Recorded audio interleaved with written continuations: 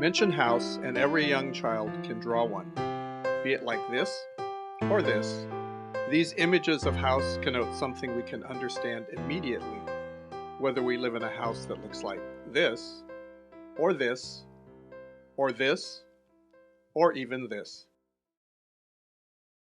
So not surprisingly, we know that these are houses, though we might not know that this is the first house that Thomas Jefferson built for himself as a bachelor, or that this is the first house that Bernard Maybeck remodeled for himself and his new wife, or that this is the first house that Frank Lloyd Wright built for his young, growing family. We're going to look at the houses that 5 architects built for themselves over the course of their lifetimes: Bernard Maybeck, Frank Lloyd Wright, Philip Johnson, Thomas Jefferson, and Frank Gehry. It's reasonable to assume that as our architects' lives change, so might their homes. We will see them evolving extraordinary homes to meet their post-midlife circumstances. Circumstances quite different from those at the beginning of their own home building. Houses different from anything they or their public may have understood as houses at the beginning of their careers.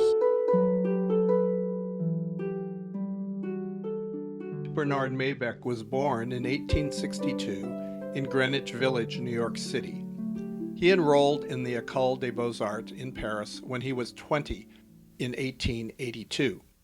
Upon graduation, he worked in New York City on several hotels in St. Augustine, Florida.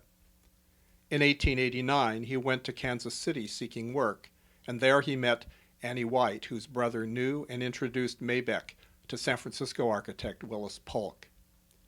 Maybeck moved to the San Francisco Bay Area around 1890, when the American occupancy of the Bay Area was only 4 decades old. At age 30 in 1892, he married Annie, and they moved into this small cottage in Piedmont in the East Bay while he worked in San Francisco. In the 1890s, Maybeck started construction on a home set on a slight rise over the flatlands of North Berkeley, at the southwest corner of Berryman Street and Martin Luther King Jr. Way. The Maybecks are here with their first child, Wallen, on the broad west steps of this house. Daughter Kerna was born next. And while here, his office produced the first of his Berkeley homes, such as the Keeler House, homes for Isaac Flagg, the Boki House, and the largest house he would ever design, his home for Phoebe Apperson Hearst, known as Winton, on the McCloud River near Mount Shasta in the Northern California reaches. This is an extremely creative and financially rewarding time in his long life. It let the Maybecks purchase large tracts of undeveloped land, including several acres up in the Berkeley Hills. The Berryman House was where he and his family would have seen San Francisco burning for 3 days after the 1906 earthquake, destroying his office and his drawings. The Berryman House still exists, though substantially subdivided and altered by others. 7 years later, in 1909, at the age of 47, Maybeck and his family moved to a larger new home he had designed on the corner of their hillside property at what is now the northeast corner of Buena Vista Way and La Loma Avenue. Designed and built concurrent with his large San Francisco residence for the Roos family, Maybeck's hillside home was the embodiment of what he as an Easterner had learned and come to value in life, lived on the fresh, undeveloped, open California landscape of the Bay Area. Only one photograph and no drawings exist of this house.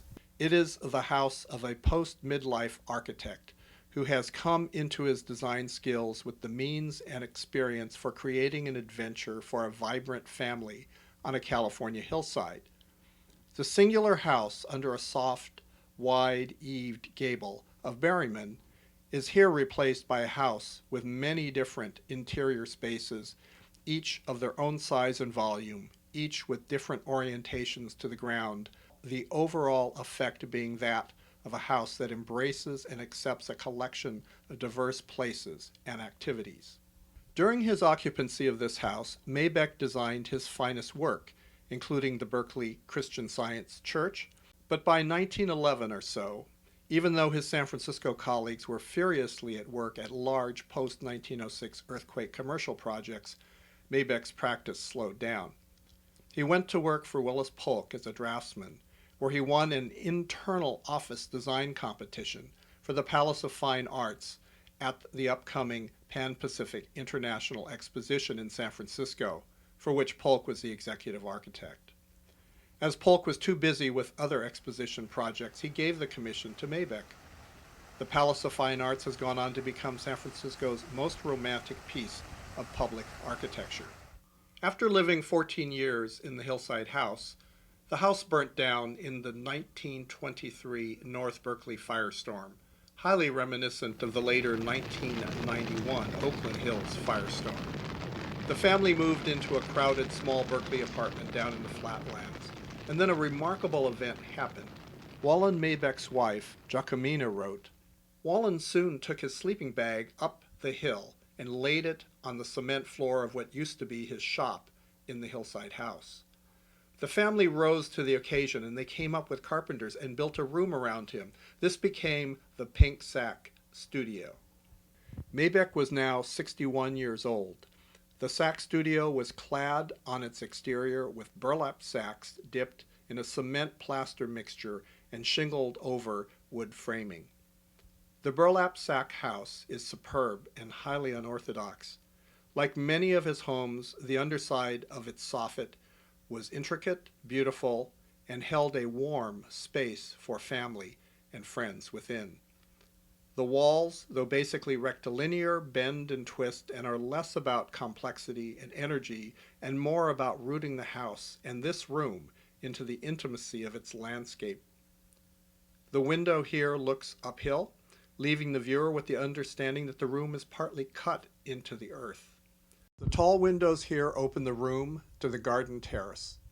Maybeck soon hauled a tiny, abandoned real estate office left over from the fire and placed it uphill from the Sack studio. It was known as the Cottage and became the private quarter for Maybeck and Annie. Jacquemina wrote, "The Maybecks liked to have young people about, and the studio became a center for Wallen and Kierna and her friends. We gathered by the fireplace and sang and danced on the smooth cement floor, which could be waxed to a shine. Annie cooked her fantastic meals in her cottage kitchen, which was half outdoors, and we all ate there.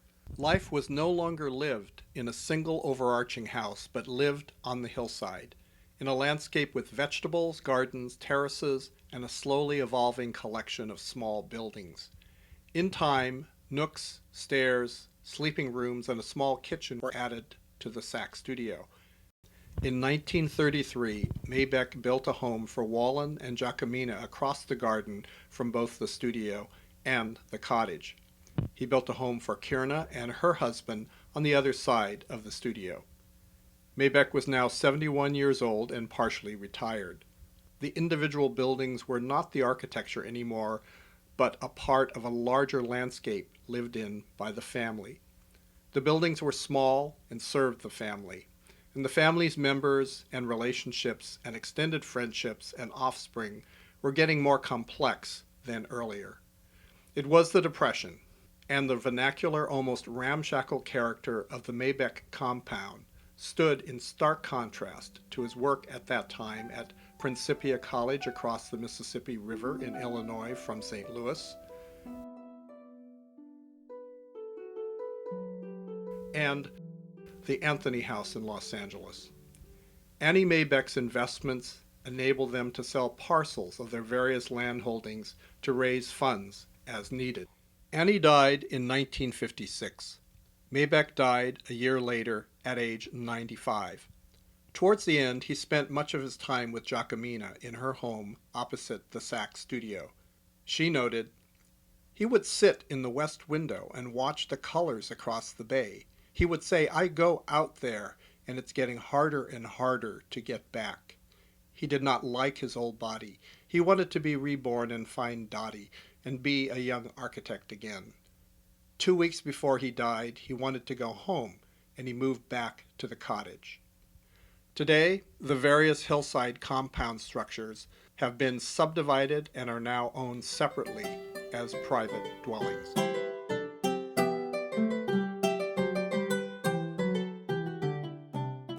Frank Lloyd Wright was born 5 years after Bernard Maybeck in 1867 in Richland Center, Wisconsin. Wright undertook engineering studies at the University of Wisconsin in Madison, but left before receiving a degree.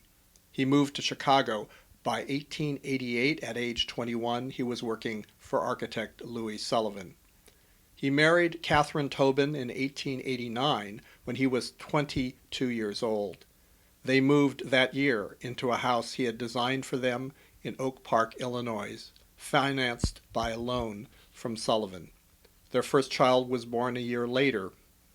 Wright began his own practice in 1893 at age 26. Wright's early home for himself in Catherine, like many of his own firm's early efforts, was suggestive of a current, recognizable exterior style. Yet this home's interior plan had elements that Wright would evolve more fully in upcoming work, such as the centering of the main level spaces around a fireplace and the grouping of the dining and living spaces towards different exterior vistas. Within 10 years, his practice had evolved the core of a new residential style known as the Prairie House, in designs such as these. Wright's practice was now regional, and he had a substantial workload. In 1895, he remodeled his house and added a barrel-vaulted playroom upstairs. And in 1898, he added a new structure for his office adjoining his house. By the mid-1900s, Wright had achieved success and a healthy, large family. Yet he was not happy. At the core of his dissatisfaction was a loss of connection between his work and his passions with a woman central in his life. His Oak Park house had been a recognizable, fashionable house for a new wife and a future family.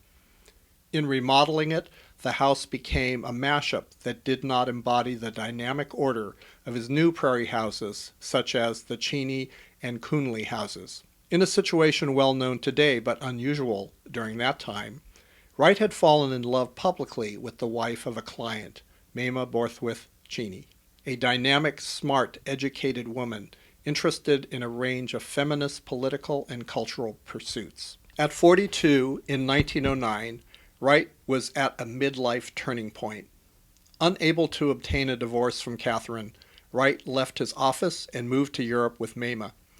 They settled near Florence, Italy, where Wright worked on the publication of his work for the German publisher Wasmuth.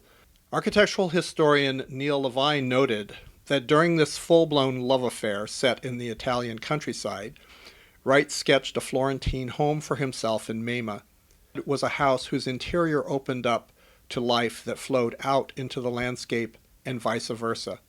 An enclosed garden dining space or a vista out over the valley, a place to sip wine and watch the sunsets. Within a year, Wright was back in the United States.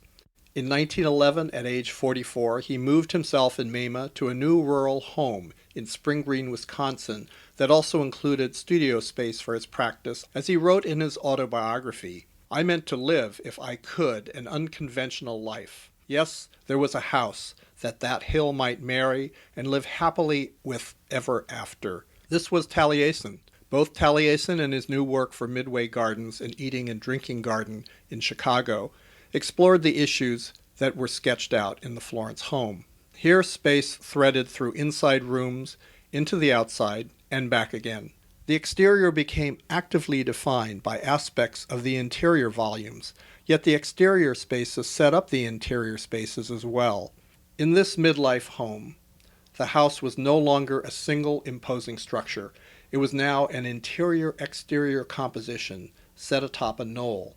In that sense, it was somewhat similar to the much less rigorous Maybeck compound that would arise in the Berkeley Hills a decade later. In 1914, while Wright was in Chicago working on Midway Gardens, a Taliesin staff employee set fire to Taliesin and murdered Mamah and 6 others. A grieving Wright buried Mamah across the valley from Taliesin in his family's cemetery. Over the next decade, Wright spent large amounts of time away from Taliesin, living in Japan and the American Southwest. In 1926, he met and fell in love with Olgivanna Lazovich Hinzenberg. He was now 58 years old. Wright and Olgivanna created Taliesin Fellowship, a school that opened in 1932 in the Depression.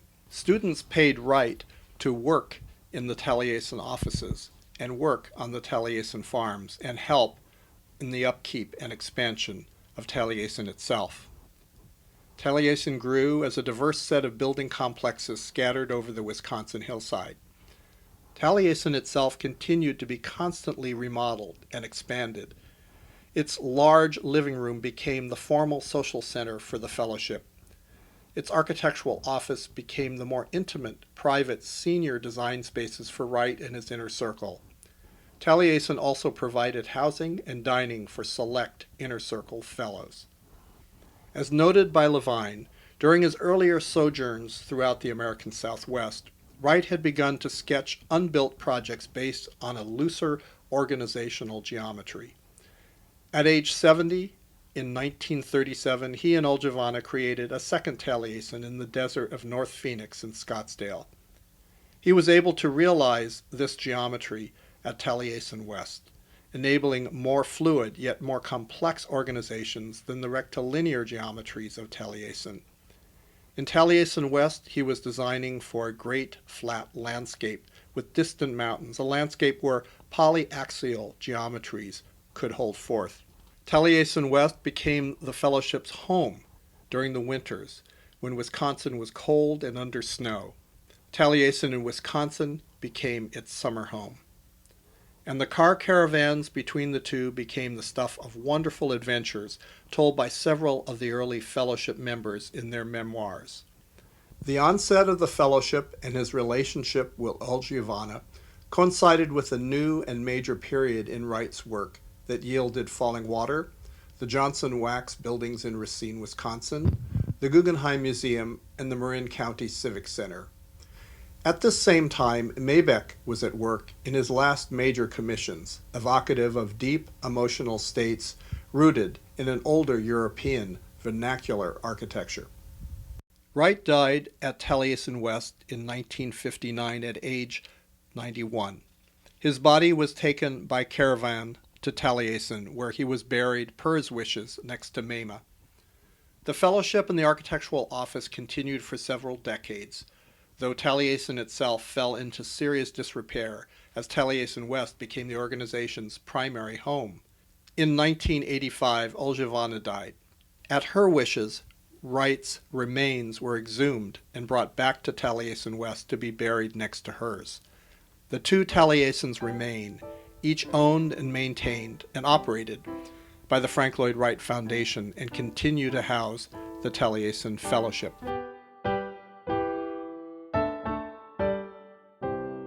Unlike Maybeck and Wright, Philip Johnson was born to wealth in Cleveland, Ohio in 1906.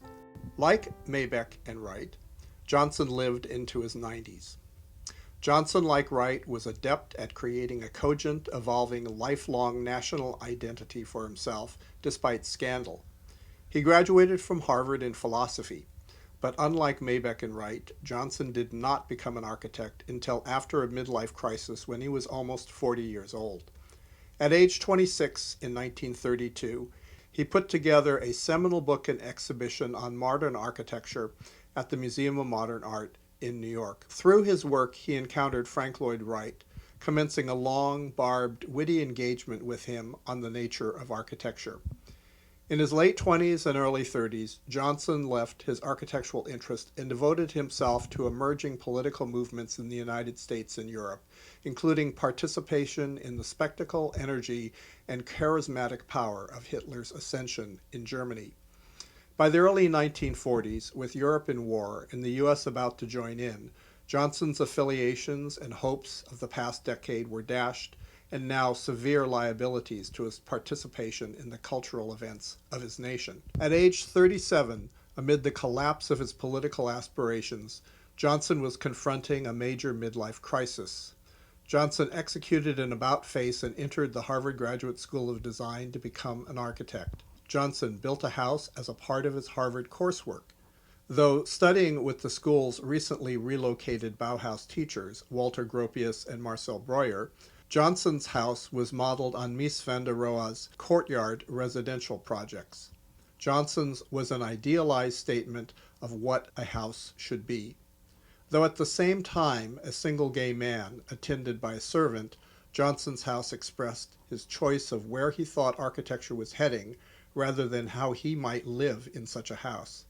The house was known for its intellectual salons. Johnson sold it when he left Harvard. After World War II, having been drafted and having faced federal investigations into his political life, Johnson opened up his own office in New York City in 1949 and moved into his most famous building, the Glass House in New Canaan, Connecticut. Johnson was now 43 years old. The Glass House was actually two houses. The 31-foot by 56-foot, 1,728 square foot Glass House held a living area, a dining area, a kitchen counter, a sleeping area, and a bathroom within a brick cylinder. Less well known, but built at the same time, was the companion piece to the Glass House, a narrow 18-foot by 56-foot, 988 square foot guest house of brick, 100 feet away with skylights and only 3 circular windows containing sleeping, bathing, and closet facilities. The glass and guest houses were set within a groomed estate that would eventually total 47 acres. In 1953, Johnson remodeled the guest house, creating a bedroom with sumptuous lighting and curtains under the first of his explorations of arched and domed forms. The oppositional duality of the glass and guest houses seems expressive of his public versus private life. He had found the property with a lover. By the time the Glass House was completed, Johnson was now living with another man, John Hornsby. They would remain together for a decade. His life in the Glass House was a life led in a landscape hidden behind the estate's property limits. The Glass House was the focus of his intellectual and art soirees. Life in the guest house was hidden, inward, private, sexual, even within this large estate. This was not a life lived amid an informal, intimate landscape as in the Maybeck compound in temperate Berkeley. And it was not a life led amid an estate of building forms and fellowship personnel meandering in and out among organized interior and exterior spaces as a Taliesin. In New Canaan, Johnson lived his own life within an East Coast conception of curated art, cultivated landscape, and a quietly private gay component. The artist Jasper Johns noted, "One of the first times I visited him there, I said, 'Philip, this is so incredible that you have found this location for your house because you're not aware of being in it. You're just aware of this incredible landscape.' And Philip said, 'Yes, I was very fortunate.' And then he said, 'I think next year I'll put those trees over there.'" The New Canaan Glass House was an extraordinarily early house for a single man of means living an unconventional life at midlife. For the first 12 years of its existence, it remained a largely modernist compound, its brick and glass structures minimalist on their exterior, luxurious and completely different on their insides. Johnson's life and home began to change in 1960, when at age 54 he met David Whitney, a wealthy 21-year-old Rhode Island School of Design student who came to a Johnson lecture and asked to visit the Glass House. The next weekend, Whitney spent the entire weekend with Johnson at the estate. Later in life, the two of them would characterize their relationship as commencing from that weekend. However, in reality, things were more complicated, as Johnson and Hornsby were breaking up, in part because Johnson was in love with a young Yugoslav immigrant who soon walked out on Johnson. Johnson and Whitney stayed connected while Whitney completed his studies, moved to New York, and eventually moved in with Johnson. Though Johnson had sketched several new buildings for his estate, no new structures were built until 1962, when he commenced a series of playful follies. The first was the creation of an artificial lake below the Glass House containing a miniature pavilion of arched forms. Whitney in New York was becoming a friend and confidant of major artists of his age, and eventually became an astute and influential art collector and exhibition curator. 3 years after the Lake Pavilion came the Painting Gallery, an underground gallery for the expanding art collection that Whitney and Johnson were now amassing. Its rotating walls enabled paintings to be easily displayed and then dismissed. 5 years later came the Sculpture Gallery, a skylit structure for their collection of larger works. Johnson's home life with Whitney was now driving the design of his weekend New Canaan estate. In 1980, at age 74, Johnson built the library study as a place to work. Whitney's direct architectural contributions to their estate were in the form of vernacular buildings he purchased and annexed to the estate. In 1981, at age 42, Whitney bought Kaluna Farms. In 1984, Johnson and Whitney added the Ghost House, an homage to the new work of Gehry. And a year later came a climbing tower dedicated to Johnson's friend, head of the New York City Ballet, the Lincoln Kirsten Tower. Whitney bought Granger in 1990 at age 51, a 1735 wood structure that they used at times as a hot weather retreat. And in 1995, at age 89, Johnson built Da Monsta, a small visitor center sited at the estate's entry. In 1997, Johnson and Whitney remodeled the 1920s wood shingle barn that Johnson had purchased in 1957 into guest accommodations. It was called Popestead. The New Canaan estate, however, was Johnson and Whitney's weekend home. They spent much of the week in New York City as Johnson attended to his office and held forth at lunchtime at his designated table in the Four Seasons restaurant, a part of the remarkable Mies van der Rohe structure on which he had collaborated. Johnson and Whitney's later New York City apartment was in the Museum of Modern Art residential tower. In 1998, after visiting Big Sur for several decades, Whitney bought a 1960s wood cottage that overlooked the Pacific Ocean. The cottage was not memorable architecture. Whitney and Johnson would go to Big Sur several weeks each year with their dogs. Johnson was now in his early 90s and Whitney was 59. Clearly, life in Big Sur was architecturally, stylistically quite different than that in New Canaan. Yet they were also similar, a romance of living in a spectacular large landscape. Late in Johnson's life, photographer noted how Johnson was changing how he lived in the glass house. When I was there, he and David were sleeping in the guest house and treating the glass house as a living room, a place to meet. But then something interesting happened. After Johnson had had heart surgery in 1996, he used the glass house as a hospital room. You got the feeling that if he was going to die, he wanted to die in the glass house. Their neighbor noted towards the end, Johnson's engagement with the landscape of his estate was even more intense. He was so interested in what was happening outside the glass house.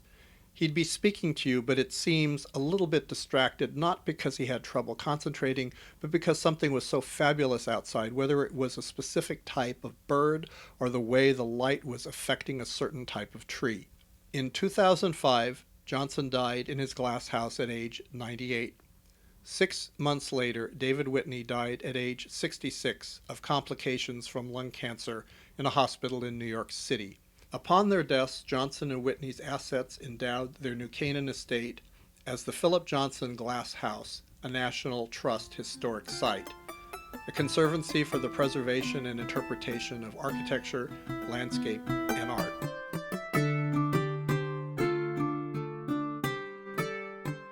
Like Philip Johnson, Thomas Jefferson was born into upper-class circumstances. Jefferson was a remarkable architect. On the web and in books, it's easy to see the plans and the look of his buildings, but it is the vibrant contrast of flat and curved surfaces, the scale of his details, the feel of his interior spaces as you move outside through tall glass openings that slide up into the ceiling, the flow of his buildings as you walk through them, under them, and even over them, as they have been structured to embody his speculations on the nature of the human order of his houses, or of a Capitol building, or of a university. These attest to his consummate skill as an architect. Jefferson was born in Virginia in 1743. At age 25 in 1768, Jefferson set his sights high. He had been raised near the river, on lowlands, where roads, water, and commerce were easy. Instead, he started to build Monticello on a 576-high-foot mountaintop where these resources were problematic. Jefferson moved into a small brick house 2 years later in 1770. In 1772, he married Martha Wales Skelton and moved her into the house. He was now 29 years old. Within this year, Jefferson had sketched out plans that delineated how the little house would become a part of a much larger complex. The little house would be the southwest end of one of two arms that stretched out from a large main house. The main house would sit at the crest of the hill. A visitor would travel up to the hilltop, coming up to the knoll's eastern end on axis with the formal east portico of the main house. A formal entry hall lay within three tall French doors. If invited further, the visitor was within the sphere of Monticello's inner public space in the parlor or dining rooms. Monticello opened up as a large outdoor court on the hill knoll, delimited by the three low terrace arms to the north, east, and south, with the small houses terminating the ends of the terrace arms. A space of gardens, outdoor activity from which the order of the entire plantation was arrayed beyond and below the knoll.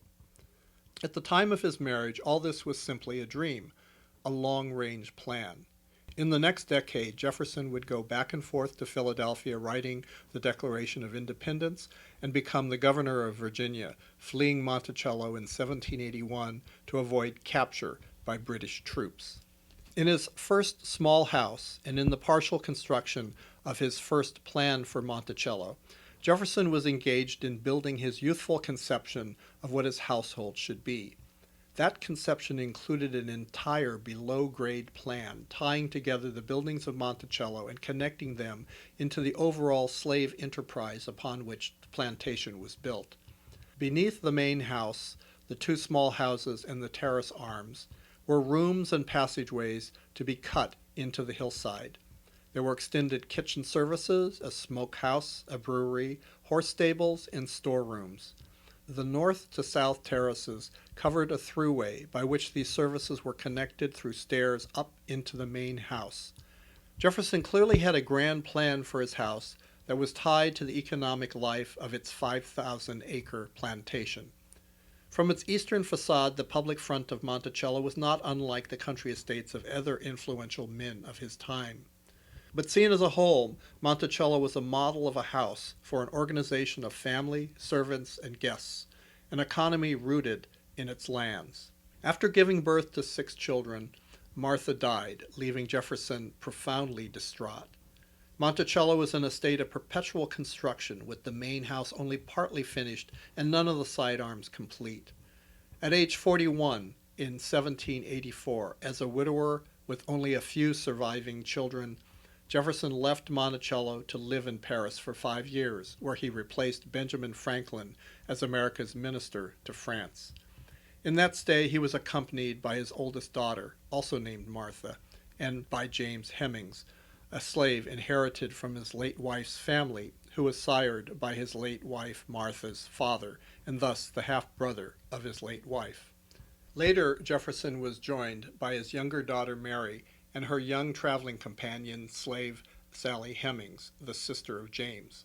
As such, Sally Hemings was a half-sister of his late wife, though 25 years younger. By the time Jefferson and his entourage returned to America in 1789, Jefferson was 46 years old, and Sally Hemings was pregnant with the first of their children. Jefferson moved to Philadelphia, where he served as George Washington's Secretary of State. He returned to Monticello in 1793 at age 50. Monticello's north arm was completed in 1799, and the overall structure for the north to south arms was begun in 1801. In the meantime, Jefferson served as U.S. Vice President in 1897 and commenced his tenure as President of the United States in 1801, residing in the White House in Washington, D.C. Clearly, Jefferson's home life was immensely complicated in ways that he could never have conceived of when he began his construction of the little house. The prominence of his publicly held offices, his embrace of Southern hospitality, and his style of political negotiation by socializing and dining with participants in the White House in Monticello made for an immense public circumstance at Monticello. And the innermost circles of his domestic life added further complications, as he had not only his surviving daughter and her children, but an inner circle of household slaves who were blood relations of his daughter and late wife, including Sally Hemings, with whom he would conceive a total of 6 children. Upon leaving the presidency in 1809 at age 66, work continued at Monticello. Jefferson was enlarging the main house, more than doubling its size. The addition created a suite of private rooms for himself in the southwest corner of the main house. This suite included his sleeping nook, set between his bedroom sitting area and his cabinet library rooms. Access to the suite was primarily through the exterior, wonderful tall triple-hung, tall-arched French windows of his library rooms. Here he installed privacy porches, which he called porticles, to prevent outsiders from seeing into his quarters. Annette Gordon Reed wrote, "The front line in this privacy battle was his private chamber, which he guarded almost obsessively. A visitor to his home described it as his sanctum sanctorum. A visitor during his presidency noted with great interest and some bewilderment that the multiple doors leading to Jefferson's bedroom suite were always locked, and he used only one entrance himself, the door leading to the library. The porticles, with their louvered blinds, blocked outside views into his bedroom chamber, and preserved at least some sense of being outdoors, allowing him to look out but preventing those from the outside from seeing in." Jefferson anticipated that even these modifications to Monticello would not give him the privacy he wished. In the last years of his presidency, though significantly in debt, he designed and started construction of a smaller, more private home, 3 days' travel from Monticello, at another of his plantations, Poplar Forest. William Howard Adams writes that it was not just an obsession for architecture and building that had inspired the retreat at Poplar Forest. Far from the confusion and interruptions at Monticello, Monticello's perpetual ground of company with all the responsibilities of Virginia hospitality, a condition of old noblesse that Jefferson never gave up even when his strained financial conditions demanded it. Monticello's design was extroverted, all its elements making public statement about the order of home, servants, and guests who would visit, live, and work there.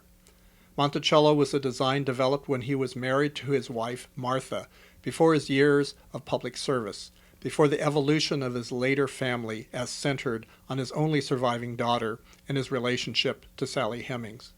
Monticello no longer had a spatial organization conducive to Jefferson's post-midlife life. Poplar Forest was introverted. Its design was remarkable.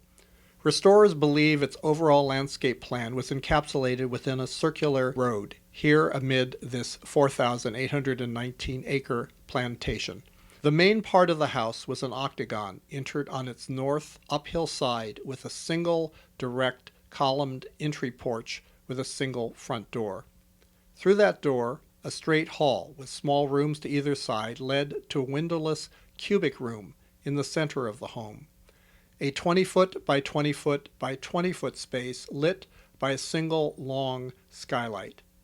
Unlike Monticello, where all the main rooms were on the perimeter of the house and lit from windows and hence viewable from the outside, the largest room at Poplar Forest was in the middle and unseen from the outside. Yet it was bursting with light, as Jefferson had designed a skylight with wood shutters that could be folded up to shade the interior. A door in the central room opposite that from the entry led to the elongated octagonal sitting room, where windows opened to an expansive southern view of the grounds and in turn led to a remarkable columned deck, perhaps the first deck in America. To the west and east sides of the central room were rooms adjoining one of 2 sleeping niches. Modeled after his Monticello bedroom, each sleeping niche opened to 2 separate rooms on either side of the niche. One of these niches and its 2 adjoining rooms was for Jefferson, the other often for his visiting grandchildren by his daughter Martha. Fireplaces were grouped into the corners of the brick exterior walls, radiating heat into the rooms and retaining that heat as brick thermal mass. Stairs behind the doors in each of these bedroom study chambers led down to Poplar Forest's ground-level quarters, and here, as at Monticello, the ground level contained cooking, food prep, storage, office, horse, and support rooms, all underneath the octagon and a terrace arm extending outward from the east side of the house. Jefferson appears to have traveled to Poplar Forest with minimal entourage. At times he would send his slave and master carpenter John Hemmings ahead, half-brother to Sally Hemings, accompanied by several of Jefferson's younger male offspring sired with Sally Hemings. At Poplar Forest, as well as Monticello, these Hemming offspring were trained for occupations that would support them when they became free. Jefferson himself would come several days later accompanied by his daughter Martha's children, staying for 2, 3, or 4 weeks at a time. It was not clear how often Sally Hemings would be at Poplar Forest. In the summer of 1811, Jefferson wrote from Poplar Forest, "I have fixed myself comfortably, kept some books here, bring others occasionally, am in the solace of a hermit, and quite at leisure to attend to my absent friends through correspondence." Gordon Reed wrote, "Jefferson was not so different from other Virginians of his class for whom indebtedness was a way of life, but he had more expensive tastes and an obsession with building that strained his finances in ways far beyond the ordinary." In 1826, at age 83, Jefferson died in his personal chambers at Monticello. Monticello would be sold with 550 of its acres for $7,500, a mere 7% of the $112,000 he owed at the time of his death. Tragically, his death impoverished his survivors from his marriage with wife Martha. Sally Hemings herself moved out immediately to Charlottesville with her 2 younger children. Their offspring were either already free or freed upon his death, and would pass into society largely as whites. Here was a brilliant, contradictory man, a man who saw architecture as a facilitator and a mandala of life. Yet in part given the costs of his lifelong pursuit of personal architecture, he ensured that the surviving members of that life would be rent asunder upon his death. In 1923, Monticello, and in 1983, Poplar Forest, purchased by private nonprofit foundations that continue to restore and operate them.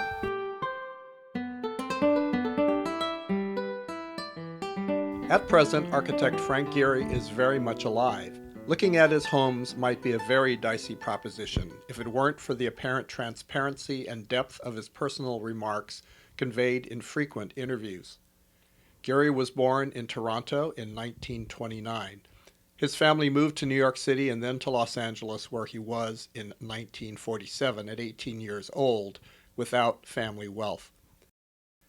In 1952, at age 23, he married Anita Schneider and completed his architecture degree at the University of Southern California 2 years later. He started his own practice within a few years, and by the early 1960s, that practice was thriving on a mix of single-family homes, multiple-unit housing, and small and large commercial work. He and Anita divorced in 1966 after 12 years of marriage and 2 daughters. He was 37 years old. By the late 1960s, some of his projects, particularly those for artists and art dealers, were beginning to explore new architectural ground. In 1975, at age 46, he married his second wife, Berta Aguilera. Within a few years, Gehry was remodeling the 2-story pink bungalow that Berta had found on a Santa Monica street corner. In 1979, at age 50, Gehry and Berta moved in, raising 2 sons in this home, which has become one of his most famous buildings. Designing this house was a catharsis. He was taking a suburban home and enlarging it, pulling it apart, stripping it down, adding new elements outside the old, yet opening up both to each other. The feel and the organization of this house was being felt anew without a preconceived concern for its exterior look. From the outside, the home suggested an intense exploration of its interior, while the interior resulted from an intense creation of space out of new and old elements, sunlight, and immediate foliage. Behind the residential use of industrial corrugated metal on the outside with large, odd-shaped window skylights, something interesting just out of view was going on inside. A new dining room, a kitchen area was added at ground level several feet below the living area, tucked into the old home and looking back at those new spaces through open studs and a few preserved old windows. Bedrooms were tucked on the other side of the living space and up on the second floor. Gehry was not building his new family a normal home. He was moving his family into a house that had been opened up, creating a freer structure in which the spaces were created that appreciated architectural elements from a poignant personal point of view. This was not a first house, but the post-midlife house of an architect embarking on a second family. With this home remodel came a change in his architectural practice. He abandoned the large commercial projects that previously had supported his office, devoting his energies to projects that enabled more intense architectural investigations. In the early 1990s, a decade and a half later, Gehry remodeled the Santa Monica house again, responding to the changed needs of family members. When it was done in 1994, Gehry was 65 years old. This second remodeling opened up the second floor to a large personal loft suite for Gehry and Berta, opened the suite to a new ladder-accessed roof-level office space with a deck with a view out to the Pacific Ocean, and created a glass-topped coffee table-like opening, bringing down light from the roof through the suite into the living room below. His teenage sons got bedrooms and bathrooms at ground level with direct access to the rear terrace with its lap pool, clubhouse with a loft in the former garage, and presumably a rear entrance. This was a remodel for a family moving from child rearing to life with teenagers. It was also a remodel hemmed in city zoning volume limits and by the fame of the house itself. Nikolai Ursurov observed in the New York Times that when Gehry did this renovation, many were horrified as the house lost some of its toughness, coming close to destroying its character. Mr. Gehry noted that his two sons needed more privacy. Ursurov noted that Gehry admits now with a shrug, "Once I touched it, the whole thing began to unravel. It got tarted up." This second remodel may have felt especially problematic to Gehry as it coincided with a very intense creative period in which his office developed an entirely new set of architectural vocabularies that came to light in an unbuilt project in Ohio, a house for Peter Lewis, and the Guggenheim Museum in Bilbao, Spain. The 1994 remodel may have attended to family needs, but it may have felt to Gehry like a standing still, being forced to retain an original instead of rethinking the nature of house as he had done at the start of his second marriage. For whatever reason, a decade later, in the early 2000s, Gehry commenced a project to design a brand new home for himself and Berta, set on a large 3-lot site inland from the ocean in Venice, California. They were now empty nesters. This was a house that had become a spacious walled compound. A pavilion in one corner was a 2-story private timber and glass structure for Gehry and Berta, with a small sunken living room on the ground level adjoining an outdoor reflecting pool. Above was their bedroom, with 2 studies of which Ursurov commented, "The progression from one room to the next is a remarkable expression of the rhythms of a couple's shared life. As they rise through the building, the rooms will seem to pull apart and come together so the couple can experience varying levels of privacy, from the most intimate proximity to a distance that allows them a sense of themselves as individuals." Gehry remarked, "I really agonized about how Berta and I wanted to live. I like to feel her presence sometimes, even when I'm not standing next to her, but she needs her own world too." Opposite the pool, in a nearby corner, was a large living and dining pavilion in timber frames sheathed in glass, open to the entire compound. Close to this pavilion was a kitchen openable to the outside, with a guest room above. In the corner opposite the private pavilion was a guest house for his now adult visiting children and their friends and families from both his first and second families. The last corner held a garage topped by a gym. The compound allowed Gehry's business, his kids, or he and his wife to take over the large compound's living pavilion, outdoor kitchen, and pool, yet leave the rest of the compound private. Concerned that he and his wife might not venture out into the compound at private times, he reduced the size of their private pavilion's living room area in order to encourage their use of the compound's other facilities. He did the same in the guest house. Being 76 years old at the time of this 2005 model, Gehry was also contemplating his own mortality. He talked of it being a house in which he might die. The rooms over the garage might house elder care staff. To Osoroff, he said, "When we are gone, the kids can sell off parts of it if they want to, or get rid of the whole thing. It's really for them." The objectives of Gehry's Venice compound mirror that Maybeck built in his Berkeley hillside compound 80 years earlier. In Maybeck's case, his compound grew incrementally without an overarching master plan. For whatever reasons, as of 2011, the Gehry Venice compound has not been built. At age 82, in spite of a major economic downturn, Gehry was busy with worldwide commissions such as the Dense Urban College at University of Technology, Sydney, Australia, and an immense new Guggenheim Museum under construction in Abu Dhabi. The Venice compound would have cut his commute to work by a third. Was the Venice compound stopped by local planning and permit issues? By economic issues? By complicated family issues? Did Berta in the end not like living in Venice? Could it be that the Gehrys in the end felt uneasy expending age-limited energy on a house much larger than they themselves may have needed, and doing it for their children, who on the other hand might have had other interests? Perhaps he found himself spending his energies on other projects that interested him more. Perhaps Gehry understood that the Venice compound was not going to play as critical a role in his architectural legacy as his Santa Monica home had played.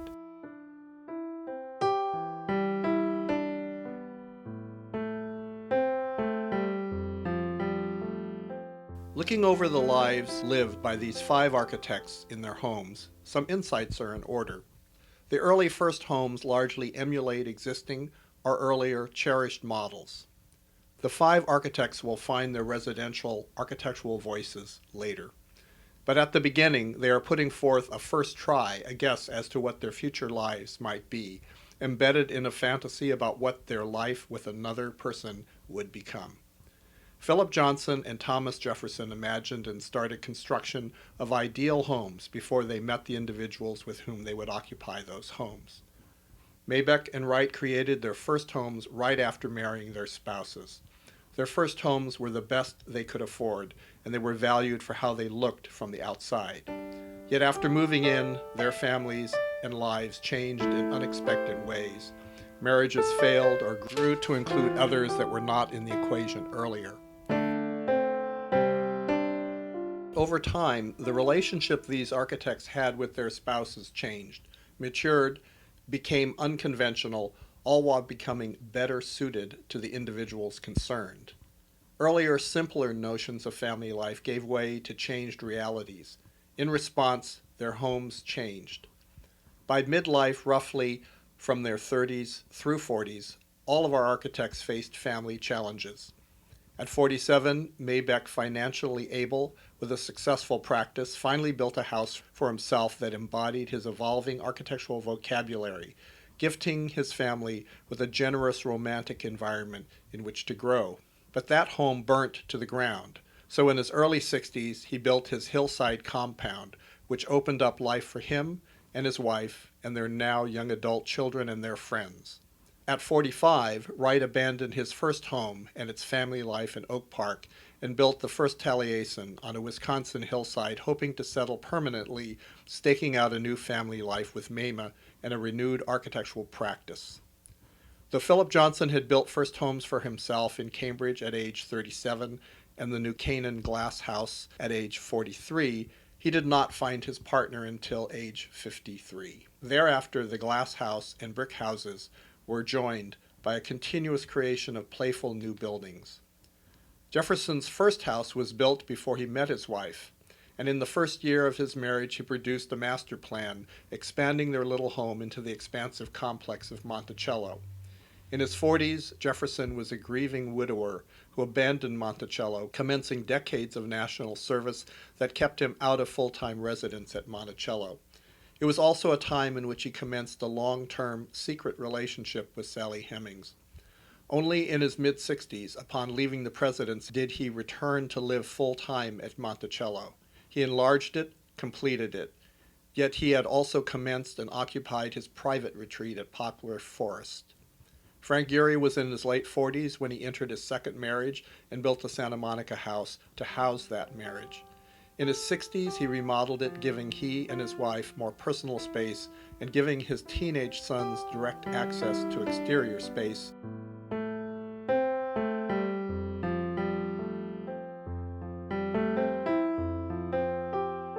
At post-midlife, these architects' houses evidenced a subtle ambition and a diffuse organization. After their midlife, these architects showed little interest in making a big, singular architectural statement about house or building. Instead, they became interested in shaping their homes into environments. The architecture itself, rather than standing out amid its landscape, began to fuse or merge with its landscape. In these post-midlife homes, the home shifted from an object that stood for or proclaimed itself to its neighborhood to a house that had its own order, internally generated for a complex internal life, with little interest in making an architectural statement to its immediate neighborhood.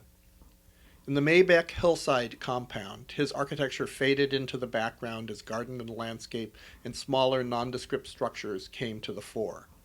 Johnson's New Canaan estate in its later years appears as a seemingly random site plan of follies compared to the earlier classical site plan of the original glass and brick houses.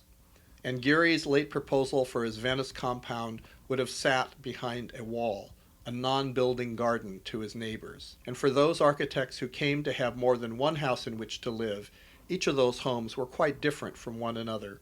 Thomas Jefferson's alternating residency between the public Monticello and the more private Poplar Forest, or the journeys of Frank Lloyd Wright between the two Taliesin's, or Philip Johnson and David Whitney's travels between New York and New Canaan and Big Sur. These later houses are involved with generativity issues as these architects grapple with their architectural and familial legacies. Maybeck seemed unconcerned with whether his later compound structures would bolster his architectural reputation. He was retired, out of fashion, and largely unknown in contemporary architectural circles. The expansion of Taliesin, the creation of the Fellowship, and Taliesin West were all part of the immense second renewal of his work and his fame. In building the Taliesin, Wright took great personal risks, and as he predicted, both outlasted him. Johnson was clearly concerned with his architectural legacy and the continued, carefully edited publications of each new folly, which never alluded to the vernacular additions that he and Whitney were also creating. Johnson enshrined the end result of his New Canaan life as an estate museum so that, like Wright, his home could have a life and impact beyond his own lifespan. Jefferson, knowing he was deeply in debt, did not have the financial instruments that Johnson had. A man of many plans, Jefferson was not able to plan a future for Monticello and Poplar Farm beyond his own lifetime. It was not until 100 years later, in the early 1900s, that private conservancies arose to restore and maintain both of them. Frank Gehry, though still alive, has apparently chosen not to build his final house. He may be content to live in his Santa Monica home, despite his public comments to the contrary.